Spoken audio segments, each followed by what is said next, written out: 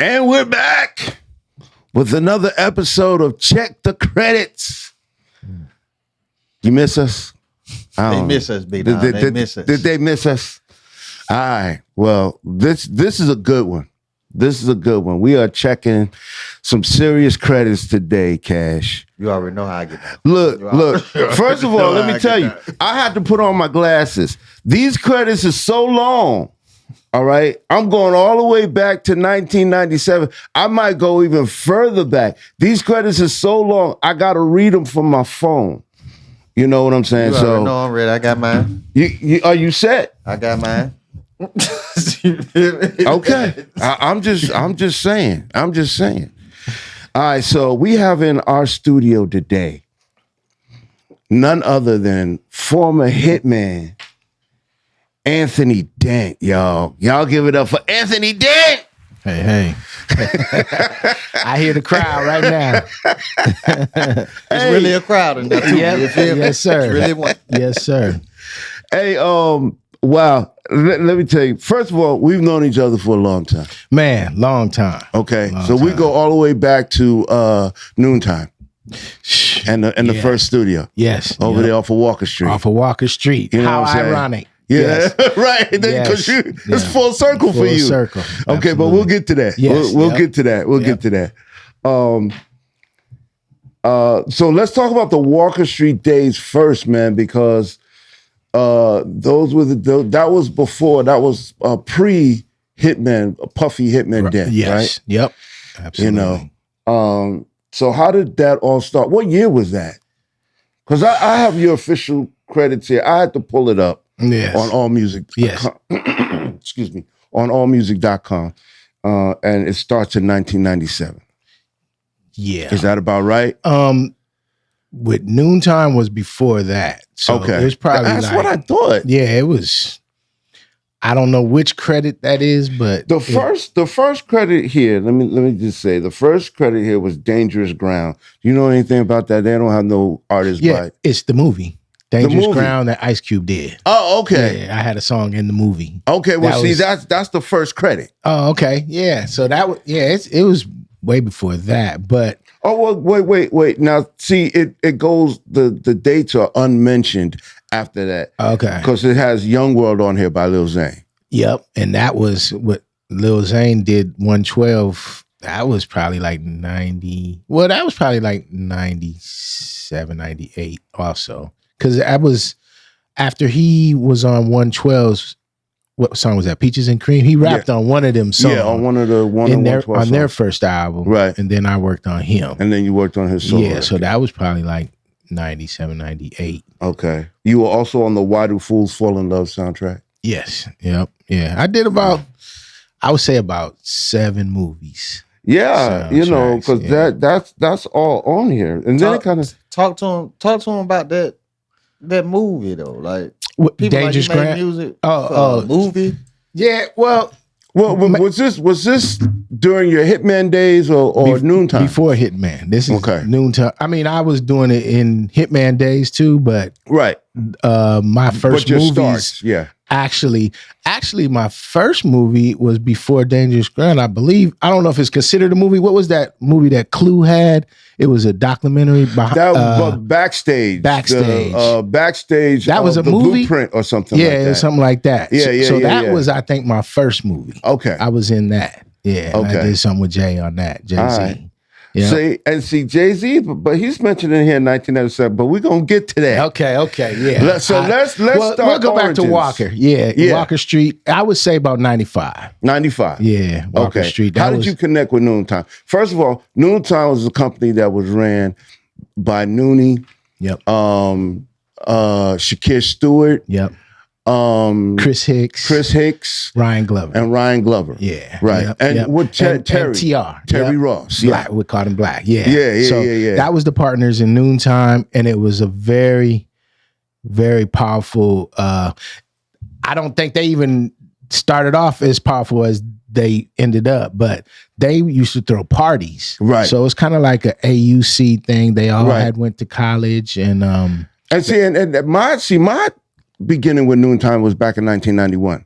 Okay. Well, no, it was before that. It was in 1990 because I used to write for The Source. I wrote for the regional report for The Source magazine. Oh, okay. And Noonie, they had a deal with Wild Pitch Records. They had an artist with Wild Pitch Records that they would, and I was one of the first to write about them in The Source magazine. Really? Yep, Noontime Records, absolutely. Okay. You know, so that's where I started. But then they started getting into production and publishing. Right. And that's where you came in. Yep. You and J-Dub. And J-Dub. Yep, and Jazzy Faye, too. Yeah, but me and J-Dub were actually their first producers. The first producers, yeah, okay, yep, okay. Yep. We were, they had Jay first, and then I came along from some mutual friends that went to school, and they knew Shakir. Mm-hmm. And so Shakir had brought me, into them. And he actually was still at Morehouse. Right. He was like a senior at Morehouse. And then that's when I met him. I actually met him. It was Too Short Studio.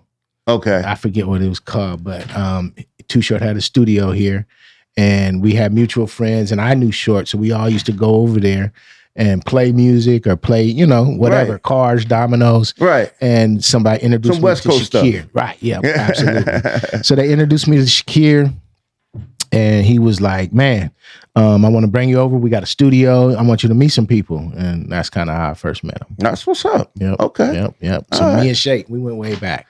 That's what's up, man. Yeah. Rest in peace to Shakir Stewart, man. Very, Absolutely. very, very positive brother in the music business. One of the only real true folks as far as I'm concerned in the business. Yep. You know what I'm saying? But that's where he got his start, was with Noontime. That was the start. Yeah. Okay, so cool. All right, so you started working with Noontime. Mm-hmm. How did you transition over to being a hitman? Well, Noontime, they had what they want to do. They wanted to corner the market on songs, just getting songs to all kind of artists. Yeah. And so what they did, they had me and Jay. So what we would do, in them days is way different than now. To be a producer and get music out, you had to send cassettes or DATs to CDs, record labels, CDs, so it was way different than now. But what they decided for us to make a name is to do everybody's remix. So that's kind of how we started. We started soliciting record companies like Sony, Def Jam. They had friends at all these places. Give us your acapella, we'll do a remix. Right. And that's how we first got noticed. That was the first time I heard one of my records played on the radio. Wow. Which record was that? It was a group called 702. They had a record called Stilo. Yeah. That was my first time hearing myself on the radio. Is that Mila or is that Mila? Notori? It was Mila. Yeah. Mila. Yeah. Okay, well, she was in the group. She was the lead singer. Notori was 3LW, right? 3LW. Yep. Okay, cool. Yep. That was 3LW. Okay, yep. so yeah. I think 702 was before 3LW. Okay. Yeah. Got you. So that was a big record. And I think Missy wrote it and Tim produced it. Right. Yeah. So that was your intro into the Hitman. Yeah. A professional. Yeah. Professionally. Right. Yeah. Okay. Yep. So, and for those of you who do not know, the Hitman was a production collective set up by Sean Puffy Combs that dominated. Dominated the airwaves, and members. Members included J-Dub, Stevie J, Derek D. Dot, Angeletti, Chucky Thompson. Yes, rest in peace. Rest in peace. Amin Ra. Yep. Am I missing anybody? Mario Winans. That's right. Yep. Was a member of the Hitmen. Nasheen. Yep. And then Young Lord was the last one. So all of these people came in and y'all that was Puffy's reign. Like y'all dominated the airwaves. Absolutely. Well, going back to Noontime. So, Noontime started off, getting in music by doing remixes. So they got me, and then they added Jazzy Faye and Teddy Bishop, Donnie Scantz, Brian Michael Cox. So Brian Michael Cox was with Noontime before he got with JD. Actually, I was Brian's first placement, in the music industry. Really? He was engineering, at first. He started off engineering. Oh, wow. And then I had a session, and he was my engineer, and that's kind of how, because he used to be an engineer for, I don't know if you remember Wendell Phillips. He was 2620. Him and Kenny I Burns do remember. were I do. 2620. Yes. And they had B Cox first. They Wow. had, yeah. So y'all, this is how the Atlanta scene really came into prominence, y'all. Yes. You know, y'all make notes. This is the foundation on the producer side that was going on. You know, you guys know about Dallas Austin. Of course, you know about Jermaine Dupri, and of course, Organized Noise.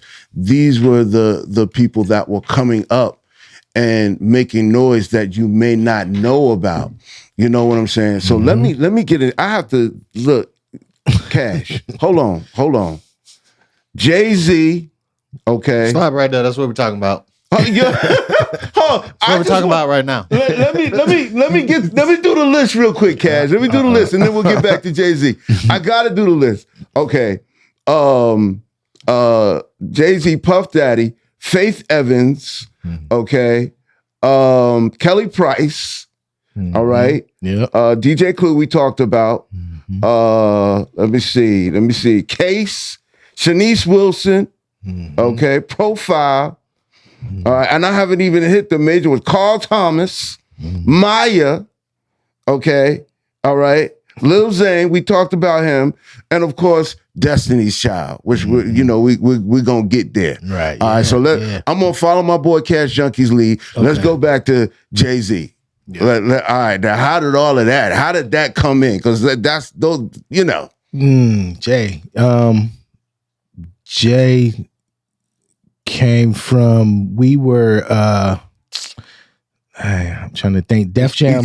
We taking you back. Yeah. I'm about to say Def Jam. So Def Jam had a squad of artists, and we were doing different songs for different people on Def Jam, and to my understanding, hip hop, who did a lot of music finding for Jay, right, came across some of my music through it. It stemmed through Noontime, but then it ended up being Puff. I think produced that album. Puff produced the album for Jay-Z in my lifetime, Volume 1. Volume 1. Yeah. So, they heard about me through hip hop and Def Jam, and then they flew me to New York, and we just got in the studio, and it was like,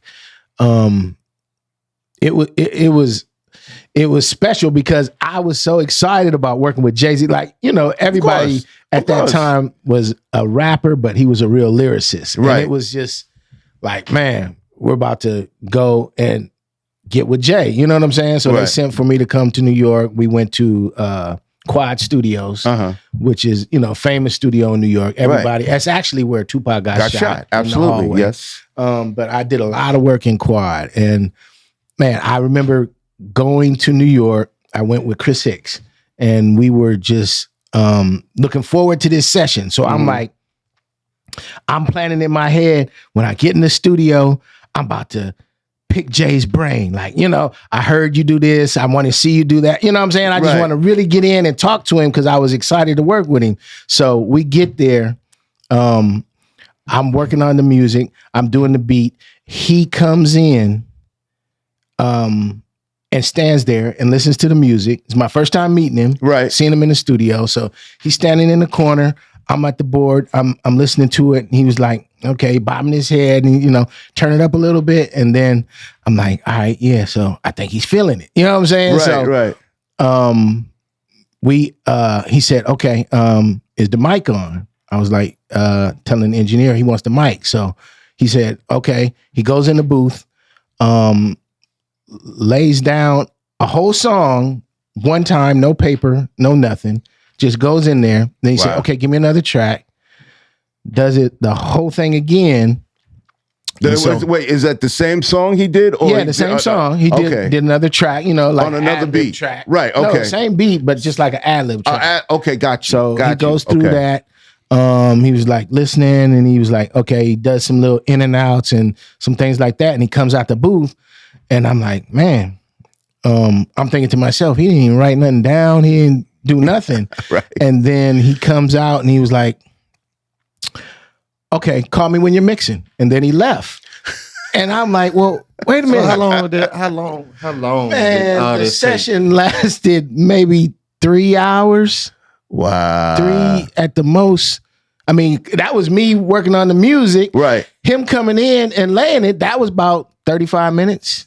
Wow. And that was my Jay-Z first experience. And I'm like, well, wait, I ain't get to talk to you. We ain't, chop it up. I was used to getting in the studio with the artist and we, what's going on. And he was out. And I was like, okay, that was my Jay-Z experience. Wow. And what was that song? Real Niggas. Yep. There Real it Niggas. is. Yeah. I actually did, when I did go mix, we got talking and stuff like that. And I actually did a couple more songs with Jay. So, it got better. But that first one, that was it. That was it. I was like, this is what you're going to get. This is me. You know what I'm saying? Yeah, I don't write it down. You know what I'm saying? That's when I go ahead. What were we getting ready to say? No, I hadn't seen that before. You know what I'm saying? Right. All the rappers I knew about and worked with, everybody had a notebook. Yeah, so and was that's writing it what down. I was used to. So okay, quick side note. Yeah. Because I'm going through this list and I don't see no Biggie. Yeah, Biggie, I did Big, but I got with Bad Boy when Big was shot. Oh, so I came in when they were finishing what is the second album? No, was that No Way Out? Was it No Way Out? That might have. Oh wait, you're talking about the second Biggie album? Yeah. What was the second Biggie album? The one where he said going back to Cali, right? All of those, yeah. So that's when I got with Bad Boy. Okay, when they were working on that, and then he was unfortunately shot right before the album came out. Okay. Well, that explains why. Yeah. But I did do Party and Bullshit. I did that. Remix, from Big when they had a remix album. All right. Yeah, and I did get to meet him, but it was I met him one time in California when they were working on that song, and that was that was it. So, okay. Yep, all right. Yep. So that's why I wasn't a lot of Big. But, all right, so cool. All right, so let's. But I touched everybody else. Absolutely, absolutely, and it showed Faith Kelly. Yeah, 112 Carl, Black Rob, Mace. Absolutely, yeah, absolutely. The Locks. Yep. So what was the time like then? You left Noontime. You're at Bad Boy, and you're producing all of these records. What was it like for you then? First of all, so you had to move to New York. I didn't have to move, but Puff had us come back and forth. We were the only ones outside of New York and New Jersey. Everybody else lived there, right? Except for me and J-Dub. So, and where are you from originally? I didn't. Originally from Minnesota. Okay. Midwest, St. Paul, and I grew up in Oakland. Oh, so that's how the relationship with you and Short, his people, okay. So when did you come to Atlanta, and what brought you here? Man, when Freaknik. There it is. Hey, you want to know what brought me to Atlanta? It was Freaknik. Okay. Yeah. It was like one of the last Freakniks, and I had came out here with my cousin V. Vance was very influential in the city. He knew, and we had came for that, but. I was doing music at the time too, but it was part-time because I was like in school, in college. I went to Tuskegee. So I was trying to do the music thing. And then he actually went to high school with Dallas and Jermaine and Divine Stevens. So he was like, man, let's go to Atlanta. I know some people. They weren't big at that time, but he was like, I got some homeboys I went to school with. They do a little music. So, they're moving around. And let's tap in with them and see, what goes on. So that's what brought me to make that move. But I first came to Atlanta for Freaknik, just enjoying everything. Right. And he introduced me to them, and it was just always a dope vibe. It was real creative. Kevin Wells was there at the time, and he had managed a group called ABC. Another Bad Creation. Right. And so Dallas produced them. And that, we used to all be together, going skating, just creatively doing stuff, being in the studio. Right. And just those relationships at that time was very big because it wasn't really like California and New York. it was more standoffish. Everybody's trying to get it. So it's like, you stay in your studio, you stay in yours. Right. We'll see you when we see you. But here in Atlanta, to me, it felt more like a melting pot. Right. Everybody was like, you know, come in. This is what I'm working on. This is what I'm working on. You got something, you know? So it was that plus the organized noise, you know, era. So that's what kind of brought me here, and then getting in the mix. And then when I was with Noontime, Ryan had actually, or no, not Ryan, Chris had went to Howard with Puff. So they had a relationship. So meeting Bad Boy, Puff was coming to Atlanta because he was about to do something with 112, who K Wells managed. And then he was friends with Chris. So Kevin Wells brought Puff to this Noontime studio. And Puff, because we had a group we were working on called Absolute. So I remember Absolute. Puff came to meet Absolute. He was thinking about signing some more Atlanta people. So he came to Atlanta, came to the studio, heard the group. Then he was like, well, who did the music? He liked the group. He was like, who did the music? So me and J-Dub were sitting in the back, and we said, we did. So he was like, you got some more music? And we played music. And from that moment, I could see in his head, he was thinking, and he even said names like Faith. Right. 112. You know what I'm saying? He was saying that under his breath. And I was like, oh, he likes it. You know what I'm saying? Right. So from that point, we Puff brought us to New York.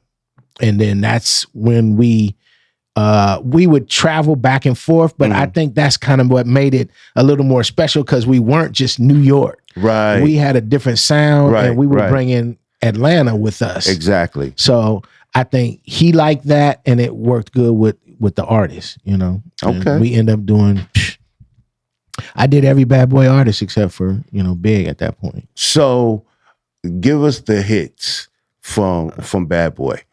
Give us the hits, because here on All Music Guide, they just name the album.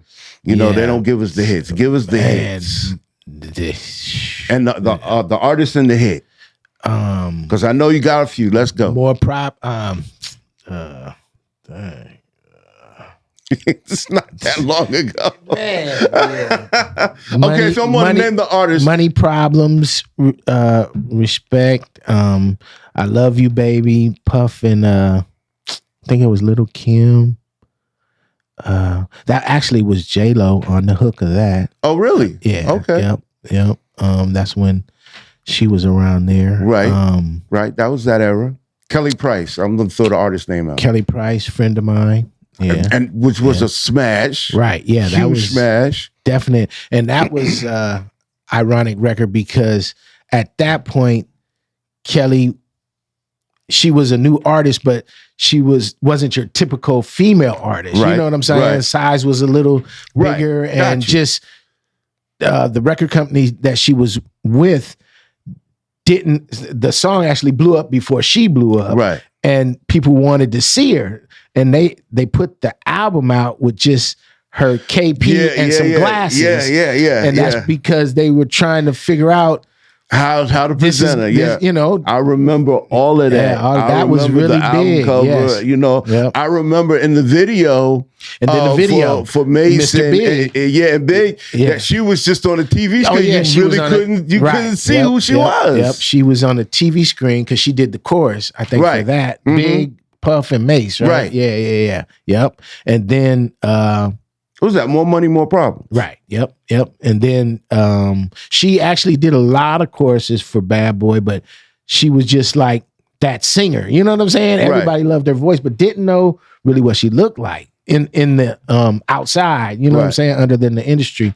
So yeah, but that record, it was actually my first number one on Billboard. There it is. Yeah. Yep. And then it ended up blowing up, and then that was actually the first. Do you remember Mr. Big? Yeah, Ronald Isley. Yeah, exactly. That played that role exactly. With R. Kelly. That was for from the my remix. record. Yeah, yes. Yep. That's where Mr. Big came to life. Right. From that, because I think he played her father or something like that. Yeah. In the video. So yeah, absolutely. All right. So let's go to Faith Evans. Faith. It was her title. The name of her album, Keep the Faith. Keep the faith. You did. So you did the title joint. I did the title joint and a record. I did a few records. Sunshine, Sunny Days, I think it was.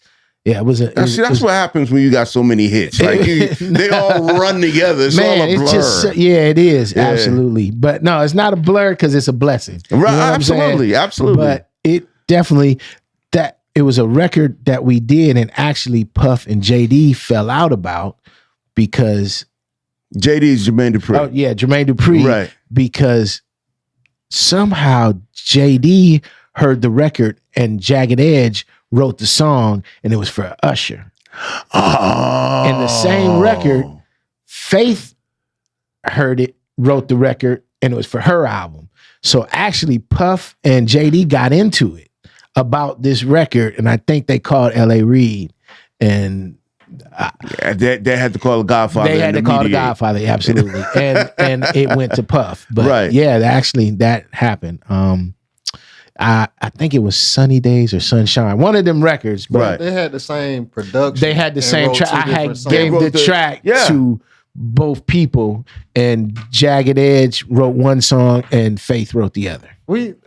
Didn't we just have that situation? Yeah. With Mr. Hanky. Yeah, they keep it be hard. And that happens a lot, though. It really does. Like Little John. Yeah, the Little John and Little John, Usher, and absolutely. And what was his name? The rapper P.D. Pablo. P.D. Pablo. Yep. It happens a whole lot. Mm-hmm. Yeah, you're just like you're as a producer. So break that down. As a producer, you're just giving tracks out. I mean, you don't know what's going to happen. You a lot of times are in with the artist, right? But sometimes when you're in with the artist, making the track or you're playing tracks, and you go through, and they might take 3 tracks. You know what I'm saying? Mm-hmm. And you say, okay, we'll get in the studio again, and I'll record the 3, or let me go home and write them. You know, because everybody don't write right there.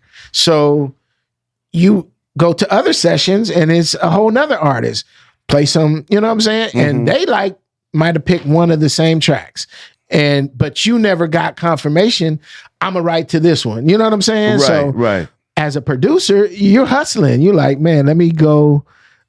I'll give the same track to 4 people. I want the best song. Right. Exactly. Just like, an artist or a singer does 4 different songs, with 4 different producers. Right. So that's kind of like the scenario, but it happens to every producer. I got you. Everyone. I got you. I mean, sometimes it goes on to be a hit and the other person is mad, or they're like, in Little John's case, I think both the records came out. Yeah, they switched it up a little bit. They switched it up, but it was really the same. It was the same record, right. Yeah. So that was ironic. So he got lucky twice. Yep, yeah, absolutely. And then one did bigger than the other, but they were both good. They were both good records. Yep. Absolutely. But in my situation, Puff did that. Okay, so let's do a side note. I got to ask this question. You know the whole versus thing going on, right? Yeah. You know what I'm saying? Now you were a hit man, right? You know, JD and Puff. Yes. The whole controversy with that. Do you have any thoughts on that at all? I have my personal thoughts. Man. You know what I'm saying? Now I know Puffy casually. Right. You know what I'm saying? Right. We both grew up in Mount Vernon. Okay. You know what I'm saying? Oh, yeah. But I didn't meet Puff until he became Puff. Right. You know what I'm saying? Yeah. Now, JD and I sort of came up together. In the same, right. Yeah, you know what I'm saying? Yeah. So, I've known JD since he was 15, 16. Right. And he was producing records at 16. At that age, absolutely. And he was in the room. I was in his bedroom with his setup, where he was making records and creating beats at 15 years old. Right, yeah. No doubt. You know what I'm saying? So that's something that I've seen for myself. I've seen this man create. Right. You know what I'm saying? Yeah. So, of course, I'm going to be like, all right, on that, right. You got seen it for there hits over here. Right. Yeah. You know what I'm saying? But I know my man creates the hits. Right. Whereas, Sean will say, okay, Hitman, create the heat, and he'll orchestrate it like he's Quincy Jones. He's the Quincy Jones. Yes. Absolutely. That's Quincy Jones of hip hop. He was to us, and being with Puff, it's you get a lot. So it's all in what you take in. You know what I'm saying? He knows the sample game, he knows records, he knows how to make records better. You know what I'm saying? Like even if you have a record done, or I used to think a record was done and you were like, nope. we're gonna do this. You know what I'm saying? And Add the little puffy. I call them puffyisms. Right, hey, absolutely. And before you know it, like the record becomes bigger. Right. And that's what I learned from him. You know Right. what I'm saying? Absolutely. Like I learned a lot of great techniques and production secrets to make your record bigger. You know The what one I'm thing saying? that I know and admire about Sean Puffy Combs, he's a great marketer. Oh yeah, He knows absolutely. how to market the culture. Absolutely. You And know what he I'm started saying? off with Motown, you know what I'm saying, or Uptown. Right, Uptown, And you know, just showing what he could do with the likes of Jodeci and Big Mary Daddy J. Kane, Mary J. Like Mhm. And that- Biggie. Biggie was over there. yeah, and Uptown, too. Biggie. I mean, and just the Craig Mack that like at that time, how genius was that to come with Big Mac Big Mac, boxes. yeah, You know what I'm yeah. saying? And that's your promotional tool. like, Absolutely. and that's what he brought to the culture. So he's more than a producer, you Right. know, at that point. Right. But back to the verses, man, that to me, I think that would be mega to me. You know what I'm saying? Right. Because I thought that it So would- Def and Bad Boy, even though I produced a lot for Bad Boy, you got groups and things that could go against each other. You know Right. what I'm saying? So I guess it's how you look at verses, because is verses mean you produced every record or you were a part of, like, I don't But know see, how that's you the thing. categorize That's what it. I'm Is it- saying. Right, So, yeah. Cash, is it Bad Boy versus So Def? Right. Or is it Puff versus JD? It's whatever JD had his hands on Right. versus whatever Puffy had his hands on. Right. Okay. Yeah. That's how I see it. That's how I see it. 'Cause Right. They weren't saying Bad Boy against So Def. They were saying Puff against JD. So, but when you weigh that now, Right. you know, Right. JD had Usher. But do JD? But then do JD Puff had Biggie. But do JD had Mariah Carey. But then Puff. Okay, now when you say he had her, you mean he produced? He produced Mariah Carey. Okay. So some of her biggest records. Because Puff did Mariah also. That's what I'm saying. Do they overlap? Bastard. Yeah, So he that's what I'm did. saying. He Like did. that's why I think that was a Stevie good. J. Yeah, It would have been exactly. a great battle. I Right. really feel like Right. that would have been so entertaining. And then Puff had Mary J.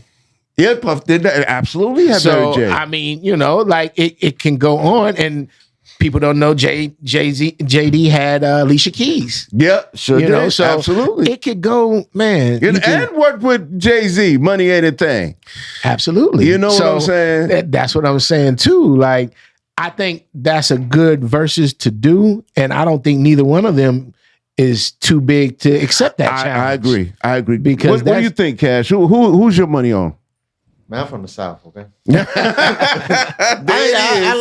I like Biggie, but like as a creative, I want to actually create what's going on. Mm. You feel me? Yeah. Now, if I had knowledge, like you saying, he got knowledge. He can Right. make the song better. He Right. can take the song from 100 to 300. Absolutely. That's invaluable. Right, You right. feel Yeah. me? And that's something I don't have, but I don't value that over the creative. Right. Like me personally. You know what I'm saying? But it's still powerful. I just want to see it. Right. You feel me? But right. like when they going back and forth with each other, Mhm. and then you got JD. JD is looking at it like, look, I'm in the Songwriters Hall of Fame. Yeah. He was Right, like, it ain't yeah. the three of us or something like that. Yeah. He's like, I'm in the Songwriters. true. He said, I got credentials yes. that he can't buy. I mean, now that's a whole nother category, because yes, being a producer and a songwriter, Right. which is called 100%er, Right. that's what, you know, the term of that Mm-hmm. is invaluable, Yeah. because you can go in literally with someone off the street and do everything. Right. You know what I'm saying? Right. But on the other side, you can go in and bring a writer and still, you know, have a chemistry, because look at LA and Babyface. Mhm. Are you saying they're not as good because Face wrote the song, LA produced? You know what I'm saying? Right. Like, Well, they, as you know, because just because JD does the 100%, if you do 50 and 50, that's what? That's 100%. So That's 100%. But that I was the mean- magic of LA and Face. right. That's what I'm saying. So You know? you can't knock LA because he didn't write. Right, You know what I'm right, saying? right. Just like you can't knock Puff because he didn't write the song, but he still made it a hit. yeah, he did that. So that's why you really you got to go with them two. Yeah. Like, I think that's the ultimate. And I think Puff said he wanted to go against Dre. He wants to go against Dr. Dre, which That's I think. cold-blooded too, though. No, yeah, no, but I don't think that's even the same category. you like, I mean, really- it's nah, not. I think the JD and Puff, they both came up around that time. You know what I'm in the saying? same Like, era, they was, in the 90s. one had Jagged Edge, one had 112. Like, yeah. like, they really been battling. Right. So why not do that? You know? And they both had Usher. When you really think about it, They both had Usher. Puffy Puff had did. Usher first. Puffy had Usher Yeah. first. Yep, absolutely. Yeah. So, I mean, how can you not that? I'm waiting for that. I hope He it gonna happens. we play need to a call Usher Swiss joint. and call Tim. Like, man, No, make that happen. We need to call Puff and tell him, all right, come off of that Dr. Dre joint. Get in the ring with JD. Yeah, Let's that's- settle this yes. from New York, Atlanta. Let's settle But this. it seemed like Puff was with. We might need to call JD. Because it seemed like Puff was with it. Puff was on the social No, I media. thought No, JD, JD was with was it, with it. and Puff didn't want to. Puff didn't want. He wanted to go and do Doc. He said it's not no competition. If I can't do Dr. Dre, if I can't do Dr. Dre, I'm not gonna do it. No, JD He was said ready. JD no competition. Yeah. Yep, he said JD wasn't. I forget how he said it, but JD was like, JD just didn't want to put no music out. I think when they Right, were that's it, arguing, yeah, he was because like, let's get on stage Yeah, and let's do it. play it then. Let's do But it Puff on the started stage. playing music right then and there. Yeah, like, yeah. this is what I could do. They see Puffy used to be, to me, growing up, watching both of them. I seen Puffy more than I seen JD. Now JD was Yeah. a rapper, but Right. Puff But you're was saying very visually, present. Yeah, like yeah. I see Puffy Right. more. Yeah, because that was like we were saying, Puff was like a He was all in the video. he was a promoter. He was a marketing. You know what I'm saying? So his thing was, I can do my best marketing with me in it. So I enhanced the record. You know what I'm saying? Yeah, So that was. I get it. I get it. I don't think JD. Well, he started getting into that, but he was more traditional producer, He was like a producer, Dallas right, Austin. right, You know what I'm saying? Let me make and the he wouldn't hits. be all in like you see JD in the beginning of a video or something like that, Right, unless yeah. he was actually rapping. Mhm. You know, and that was it. Yeah, you're right. Puffy Yeah. integrated himself throughout the whole throughout thing. the whole process. It was, because that was his technique. That's Right. what he used, and, And it they worked. both started off dancing. They was both dancers. Yep, sure I enough. think JD for Houdini, Yep, Puff was for Stacey- Big Daddy Kane, and Stacey Lattisaw. and Stacey Lattisaw. So hey, it don't get no better. Yeah, it For would have real. been because they could have had a dance battle, right? They could have did a dance battle and a producer battle. No, I feel you all day. All right, so let's move on to the dun dun dun. We're gonna move on to the dun dun Yeah, dun. yes, sir. All right, so now the writing's on the wall. My man Shakespeare did 6 joints on that. Mhm. Incredible album. I think it's probably 10 times platinum by now. Yeah, You know, he just seemed like the most logical choice to come back with Destiny's Child. right. You know, and of course, during that time of writing on the wall, the writings on the wall, they were going through personnel changes. You know what I'm saying? So by the time they got to Survivor, the next album, right? it was a 3-girl group. Yeah, it was 3 girls. Yeah, instead 3 of the 4. Yeah. But then it was the third was a whole different person from the 4. Yeah, Yeah, no. Yeah. No. The third, Michelle came in with Farrah Franklin. Oh yeah, they were 4. They at were first, 4. and At then 4. Yeah, but by the time they got to that album, it was album, 3 it and was Michelle. 3. So they just kept it. Yeah, Yep. they just kept it to 3. Yep. Okay, so but you got the joint. You know what I'm saying? You know, how did all of that come into play? Because that was a huge. You can go anywhere without hearing that string like dun, dun, dun, dun, dun, dun, dun, dun, dun. You can go anywhere. It was in movies and movie trailers, on TV commercials. It was everywhere. You know what I'm saying? So how did all of that come into play?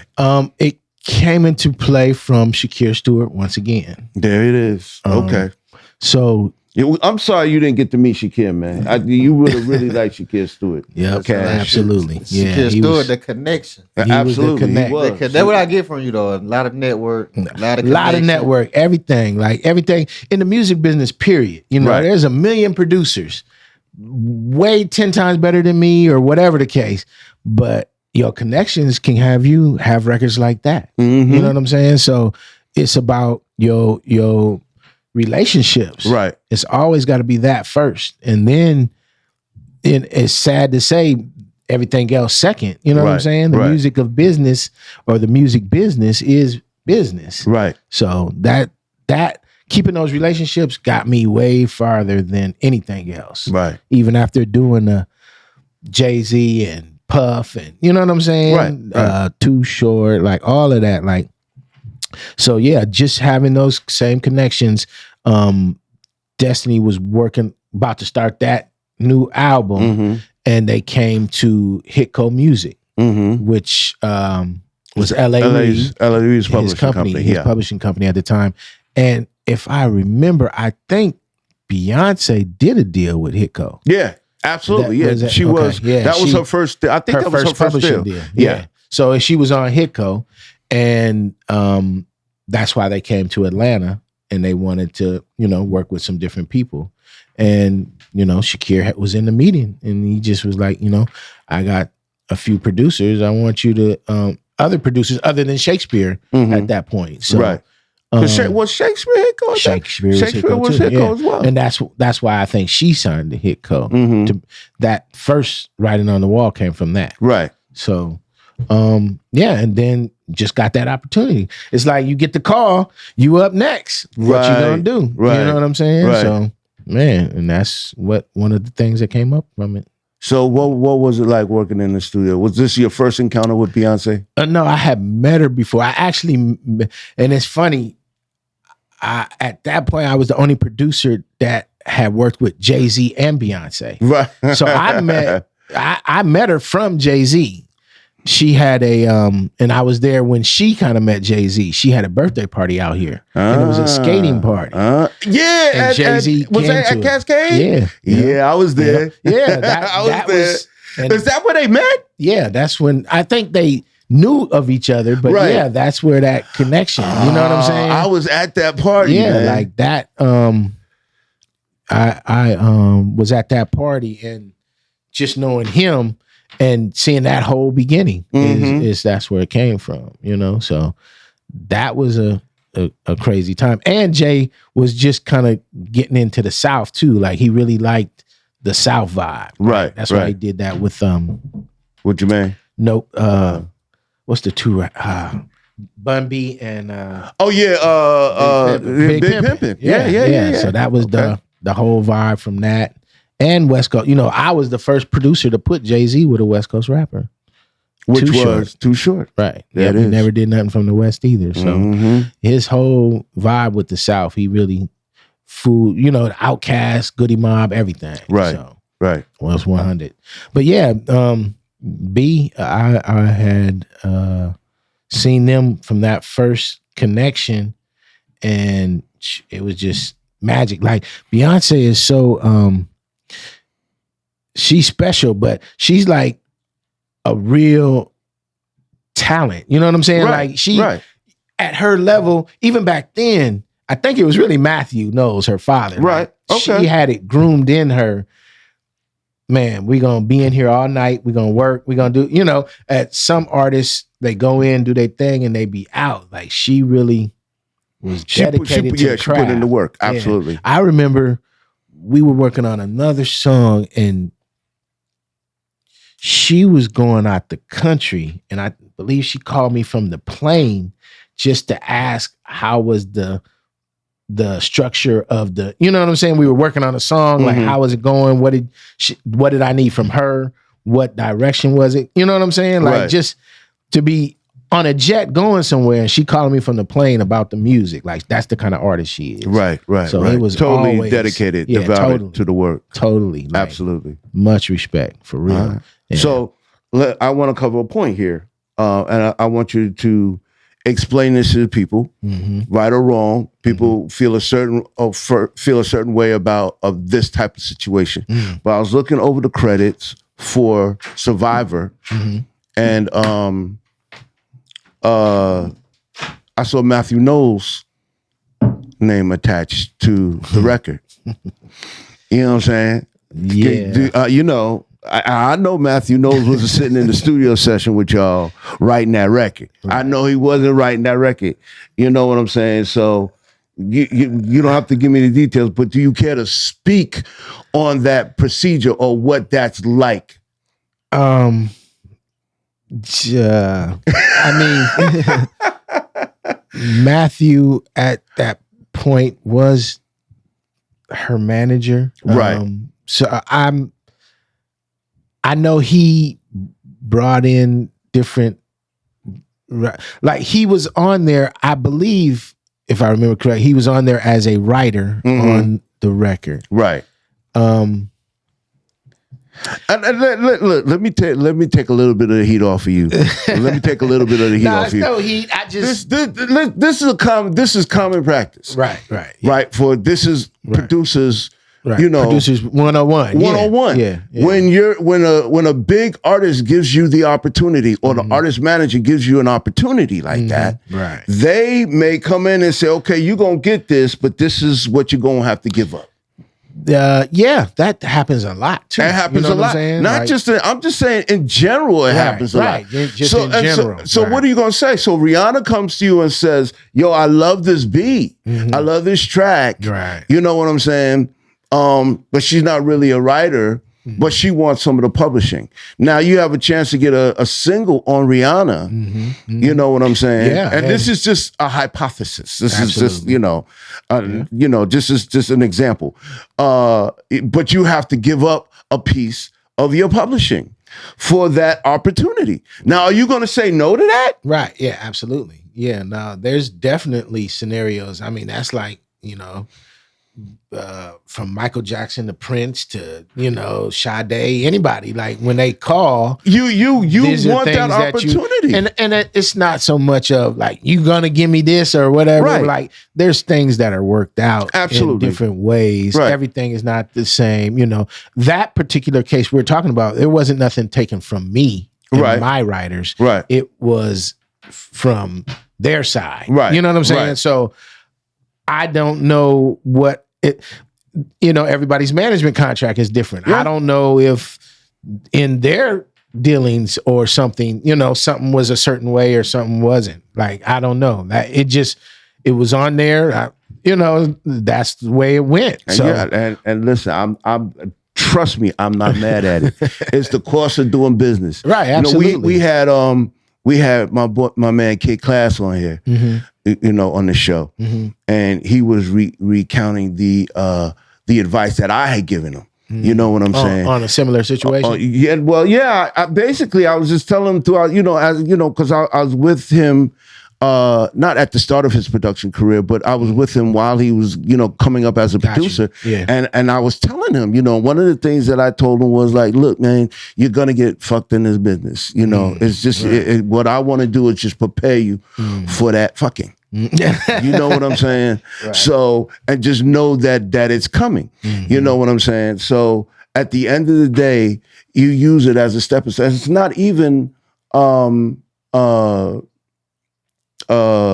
just the music. It's just in general, period. In the music, even behind the scenes. Just in general, yeah. And it could be from every aspect. Writers, producers, managers, like it can come from any kind of way. So, I definitely didn't look, and as a producer coming up, or even producers in the game established certain things. If you're working with an artist you always wanted to work with, you do certain things or you negotiate certain things. Right. You know what I'm saying? Right. So it just depends on the person and the place, the time. So, right.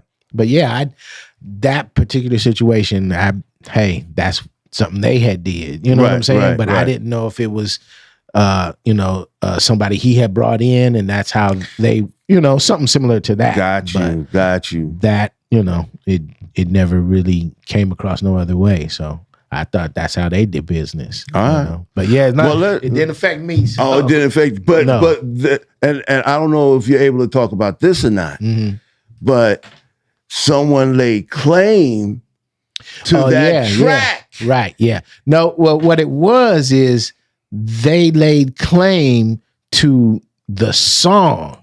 So what it ended up being, it was somebody who, from my understanding, somebody who was like a songwriter or something, and they were saying that they had a song similar to that song. You know what I'm saying? Right. And it was it had it didn't sound nothing like it at all. Like it was really a bogus something. But this person, you know, because if somebody lays claim, like they have to see if it's true or not. Right. They have to see if it, you know, is it serious or whatever.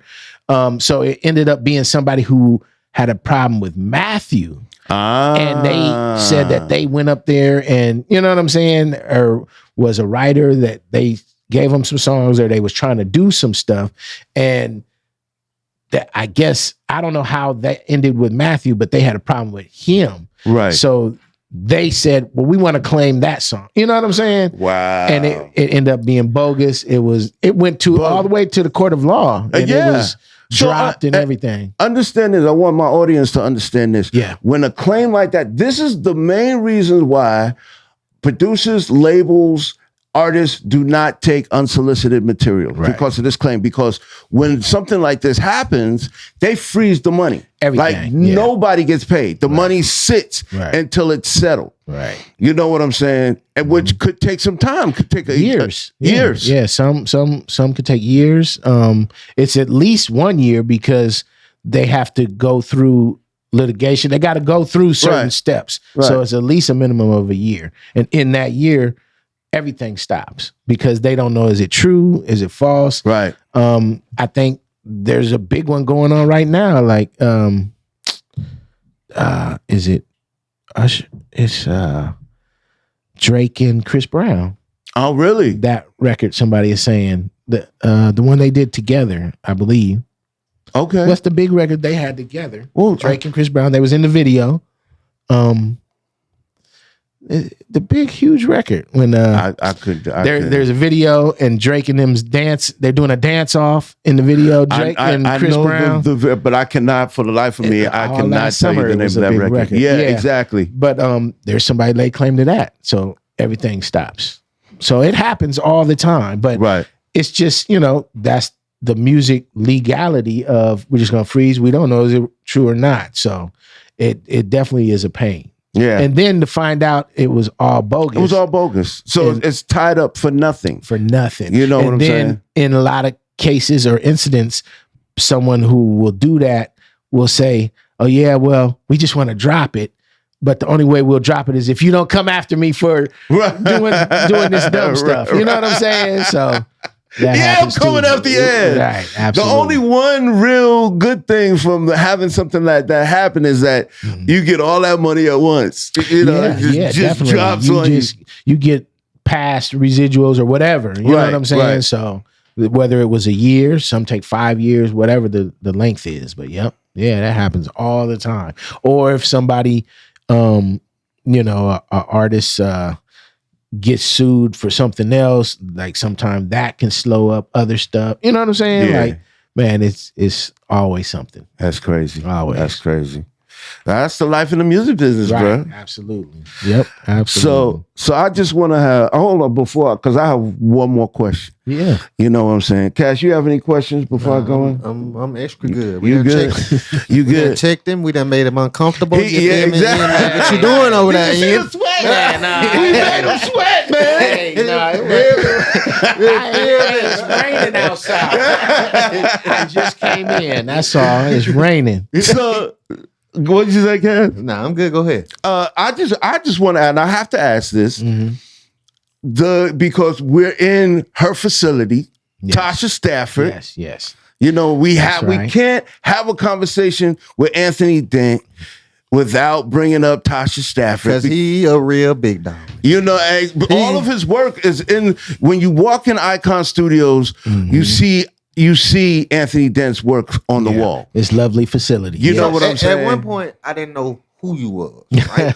I didn't know who you was. Right, yes. But I was a name in here. Natasha don't fuck with him. You feel me? It's Dent cool. My dog Gordon, Dent, that's my boy. You feel me? So I know you got your hands in something that's used. You know what I'm saying? Even though I really didn't know. Yes. Yep. Absolutely. Yeah. Me and Tasha go way back.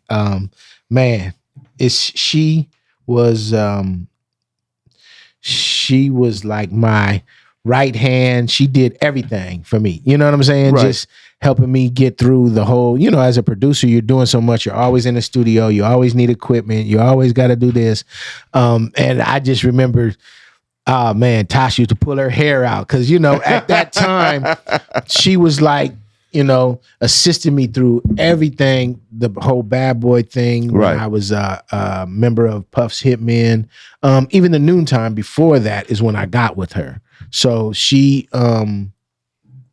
just helped me. She assisted me through all my administration stuff, you know, as a producer. And that's one thing producers have to learn. It's a game you got to learn. Right. You got to learn every aspect of it. You got your administration, your publishing, your ASCAPs, your BMIs, or your CSACs. So just being involved and keeping your paperwork together for that helps you stay producing longer. You know what I'm saying? Absolutely. And you got less headache to stay creative. So that's what she helped me with, just organizing my whole everything. Right. And I owe her a lot because I remember, during the Bad Boy days, Puff, he don't sleep.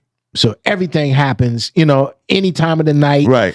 And we would go to the club till 2, 3 in the morning. We in New York. Okay, you ready, Playboy? We're going to the studio. And I'm thinking I'm going to the hotel. You know what I'm saying? So Nope. We would be going to the studio. Sometimes you need equipment rental. Or sometimes we would just get on a plane and go somewhere else to go in the studio. So I would be calling Tosh like at 4 in the morning, 3 in the morning. Right. Like, Tosh, can you book me this? Can you get me this? I need this equipment when I get there. Can I? I literally used to. Her husband, Stone, boy, I know he used to be upset. You know what I'm saying? Because I was calling her like we was all involved. You know what I'm saying? Like for real. Like, man, I must have made life difficult for, them to just have peace sometimes. You know what I'm saying? Because I was just all the time, okay, we're doing this, and she liked to work in the day, go home. You know what I'm saying? Absolutely. Like she liked the regular, but that changed. Yeah. That's changed slowly. But yeah, I wouldn't have made it as far as I did without her. So that's what's up. She definitely helped me. All right, so I'm glad I'm in the building a little bit. You know what I'm saying? Well, yeah, like Cash says, man, when Dent's up in here, it's carte blanche. We get the call. We know when you coming. Absolutely. Dent's coming people, in the building. It's a handful of y'all. Because she ended up, I was her first one, and then J Dub, Divine, Teddy Riley, Shakespeare. Yep. So Akon. her company ended up being very powerful. Justin Bieber, yeah. So she, she influenced and worked with so many artists and producers. Right. So they seen what I seen in her, and she. So what do you think, Cash? We need to get Tasha up on here. We need to get Miss Stafford up on the show. Hey, we gotta get the come on now. We gotta get. We gotta check her up. I'm gonna get her. Yeah, okay. I'm gonna get her. That's what y'all got to do. We gonna get her on Tasha in here. Put her. Let's see some sweat dripping. Ask her something. Let me tell you, Tasha gonna have us sweating. Right? Yeah, exactly. Hey, because she'll flip it on us in a heartbeat. In a minute. Hey, before you know it, you'll be thinking like, "Damn, I did that." Hey, that's how she used to do me. Exactly. Have me feeling bad and guilty. For real. Nah, but yeah. All right, yo, Dent, man, we appreciate you coming, man, and sharing this knowledge with us and sharing this knowledge with our audience, bro. Yes. This is so invaluable, to our people, the up and coming producers, songwriters, and artists coming up in the game, man. And this is information that we feel like we need to know. That's why Cash and I started this show. Yep. And let me tell you, sir, your credits have officially been checked. So check. salute, yo. Salute. Thank you very much. You know what I'm saying? I appreciate it. It's been a long road. Can you tell the people how they can find you? Yeah.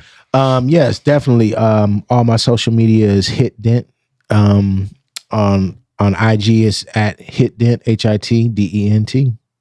Okay. And same with and we said it earlier and we didn't follow, but we'll follow up real quick. Mm-hmm. It's a full circle from Walker Street in the Noontime days. Yes. Just give us a little. Can you give us a little bit about that? Or? Yeah, my new facility. Yes, it's called the Content Cave, which is my new studio. It's dope. Yo, when I tell you, Cash is dope. Well, take me over there. Don't be telling me nothing. Take me over there. We need to be doing something over there for real, yo. Yes, absolutely. No, it's a event space. Photo shooting, podcasting. It's already ready. Studio. If you're a photographer, we got the pull down paper. We got everything. You know what I'm saying? Also Airbnb in there. He's got so for them exclusive executive artists, that need to come. For Beyonce. He set it up for Beyonce. For when she comes and needs to she don't gotta get a hotel, and she got a studio in the place, and then it's just, totally and private. She's right up the street from the stadium, Mercedes-Benz Stadium, and the Atlanta Hawks. I don't forget, is it High Fives or State Farm now? Arena. I think State Farm. Yeah, okay, yeah. Cool. Yep. Yeah, it was walking distance from both. Yep. You know what I'm saying? So she can record and go see a game. And walk to the game. Yeah. Absolutely. Yep. And get some good food. Peter Street is back. It's got some more food over there. So on Peter Street. So it's a great location. So that's full circle. Back from the noontime days. So that's right back there in the area. Castleberry, I believe. Castleberry Hills. Yes, it is. Yep. Yes, it is. Yep. Absolutely. Thanks, Dan. Man, I appreciate you taking the time, man. Hey. And you keep going. Hey, everybody needs to know Ian Burke helped start a lot of these careers and was influential. I'm gonna check his credits. Yeah, I'm trying to get us a few more episodes. I'm gonna check him. Check them credits. I'm gonna have him sweat. He don't know it yet. Yeah, I appreciate you. Hey, and we might have to start that softball league up again. You know what? Hey man, that State of Mind Hitco. State of Mind ASCAP. They had adult softball. We had an entertainment league. Yeah. We gotta do that. League. We gotta do that. You know what I'm saying? Come on, man. Baseball about to start. Come on, baseball season about to start. Hey man, we got to pull these people together. Like Rowdy had a team, BMI had a team, Spear Records had a team, Red Zone. You know what I'm saying? State of Mind ASCAP. Who beat us? Spear. No, it wasn't Spear. It was I thought Spear won.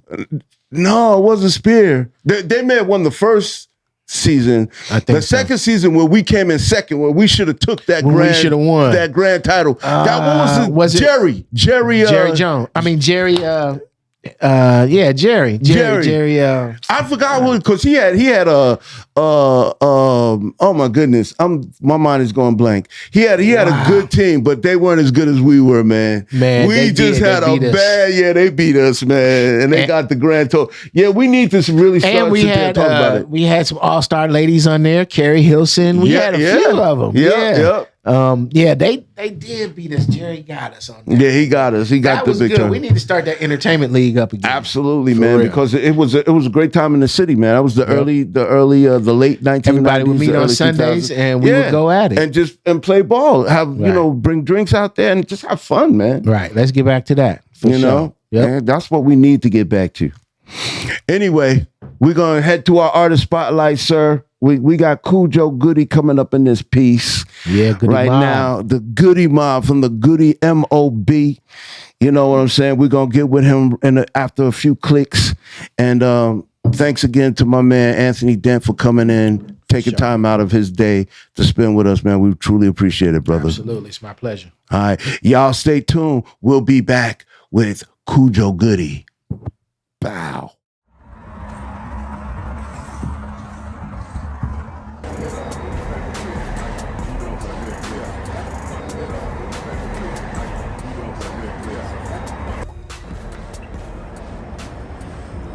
What's happening with it already? Do that thing, man. Okay.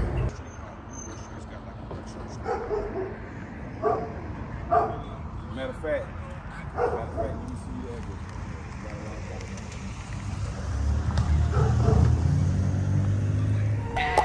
Check me out now. Boy Star.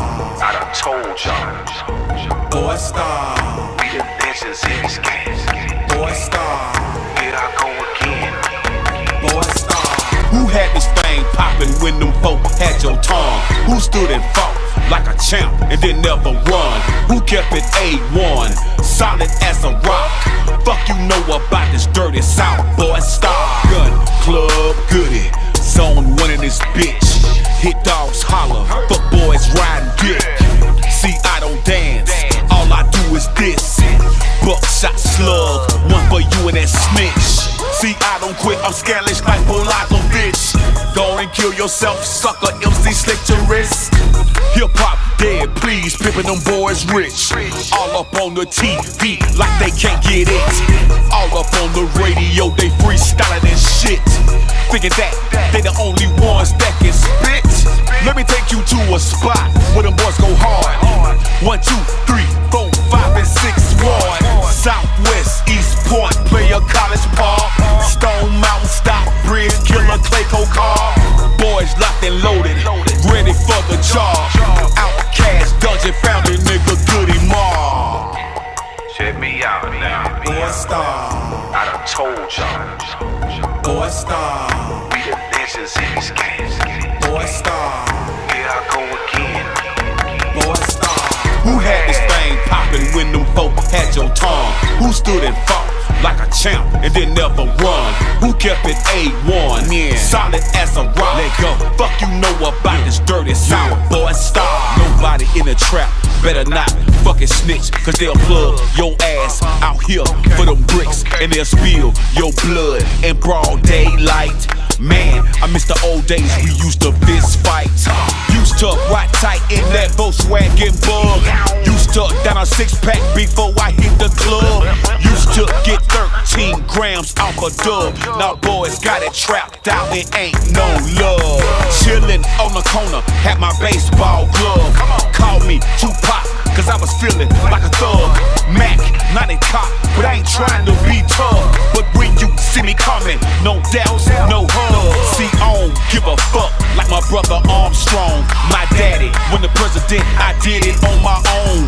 With a little help from my mama, that's my word. My fuck with my family and you will get served. Who had this thing poppin' when them folk had your tongue? Who stood and fought like a champ and then never run? Who kept it A1, solid as a rock? Fuck you know about this dirty South boy star. Check me out now. Boy Star. I done told y'all. Boy Star. We the legends in these games. Boy Star. Here I go again. Boy Star. Who had this thing poppin' when them folk had your tongue? Who stood and fought like a champ and then never run? Who kept it A1, solid as a rock? Fuck you know about this dirty South boy star. More on the goddamn.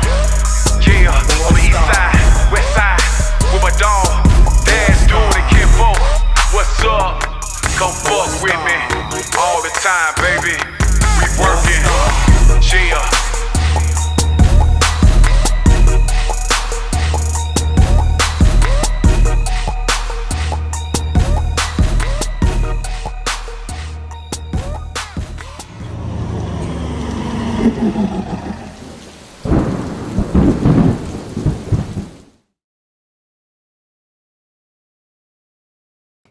Boy, stop.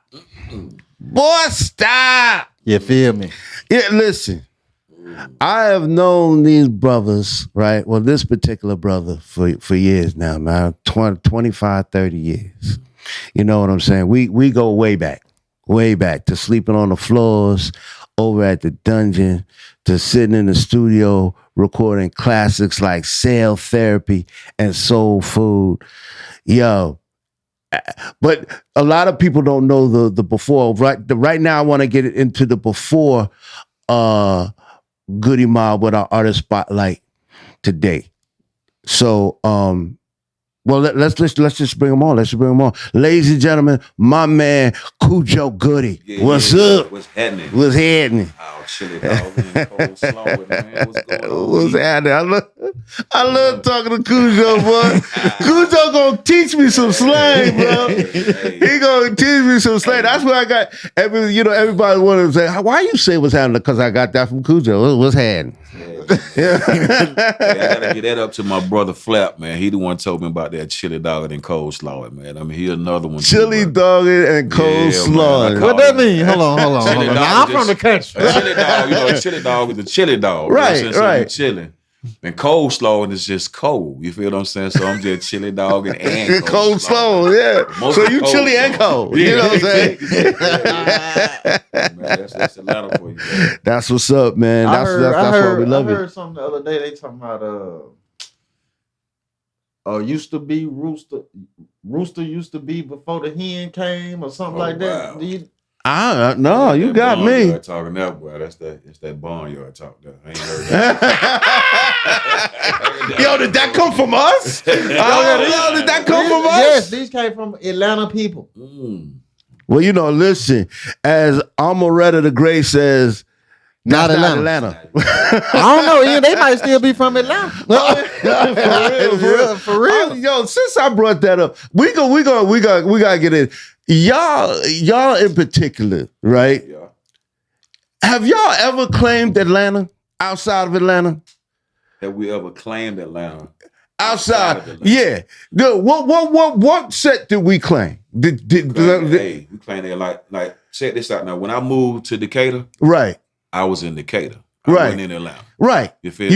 You were in the day. Right. When I lived in East Point, I was in East Point, Atlanta. You feel what I'm saying? Right. So she got a point. No, I agree. Yeah, I agree. yeah. But y'all never claimed that. Y'all claimed Swats. Yeah, y'all Southwest claimed Collie Park.